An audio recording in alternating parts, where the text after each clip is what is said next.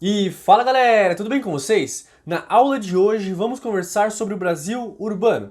Então o Brasil ele é considerado um país urbano porque a sua população residente nas cidades é superior do que a população residente na área rural. Outros países muito populosos, como por exemplo a China e a Índia, possuem uma alta taxa da população vivendo ali em áreas urbanas. Mas por exemplo a Índia, grande parte da sua população também está ali concentrada em algumas áreas rurais.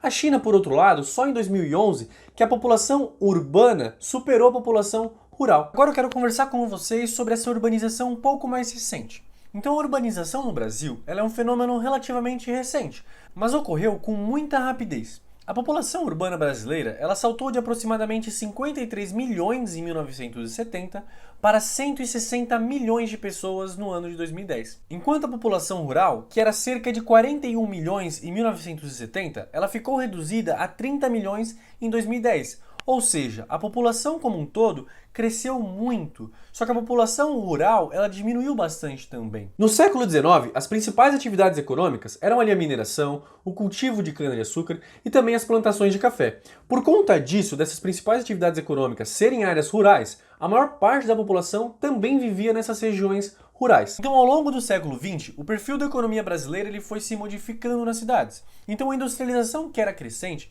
ela passou a ser um atrativo para as pessoas em busca de trabalho. Além disso, as pessoas viam no espaço urbano maiores possibilidades de acesso à educação, à saúde, a saneamento básico e entre outros serviços. Esses motivos impulsionaram ainda mais a saída de habitantes do campo para a cidade. Além disso, essas cidades elas possuem uma infraestrutura mais adequada para atender ali aos setores mais industriais e concentram grande parte dos órgãos públicos. Diante dessa diferença de distribuição de indústrias em relação às cidades menores e também às regiões rurais, é comum que pessoas se desloquem para outras cidades em busca do que a sua própria cidade acaba não tendo. Algumas cidades acabam exercendo a influência econômica, política ou cultural sobre outras cidades, motivando ainda mais esse processo de migração. Agora eu quero comentar com vocês sobre as regiões metropolitanas brasileiras. À medida que aumenta o número de habitantes, a área urbana de municípios cresce, ou seja, áreas no entorno das cidades são transformadas para serem ocupadas. Esse crescimento é denominado como expansão da mancha urbana. Quando há uma expansão expressiva da mancha urbana de 2 ou mais municípios, pode ocorrer uma conurbação. Esse é o nome dado para quando ocorre uma união física das áreas urbanas desses municípios. Em algumas áreas conurbadas são definidas regiões metropolitanas, formadas por um município central e outros municípios que estão sob a influência desse município central.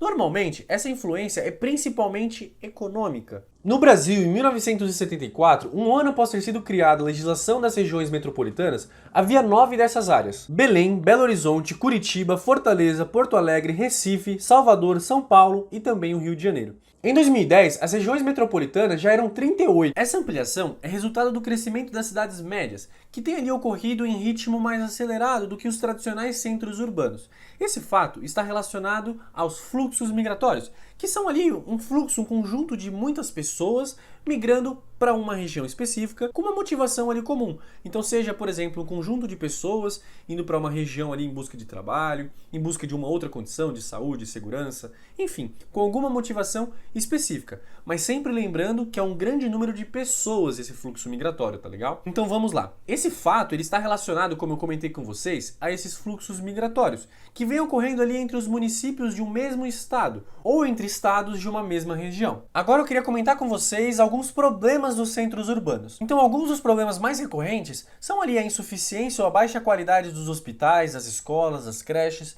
dos centros de lazer e também de cultura, uma certa precariedade ou uma ineficiência nos serviços públicos, como por exemplo de saneamento básico, então ali no fornecimento de água encanada, coleta ou tratamento de esgoto, enfim. E também vários outros problemas, como por exemplo o sistema de transporte coletivo deficiente ou muito precário, além, é claro, de uma taxa de violência muito maior. Então agora, para a gente finalizar, eu quero comentar com vocês sobre os problemas ambientais dessas regiões urbanas, né? Então os problemas ambientais urbanos, eles não são só encontrados em grandes cidades, mas nessas grandes cidades eles são agravados pela intensa concentração de pessoas e também pela produção econômica.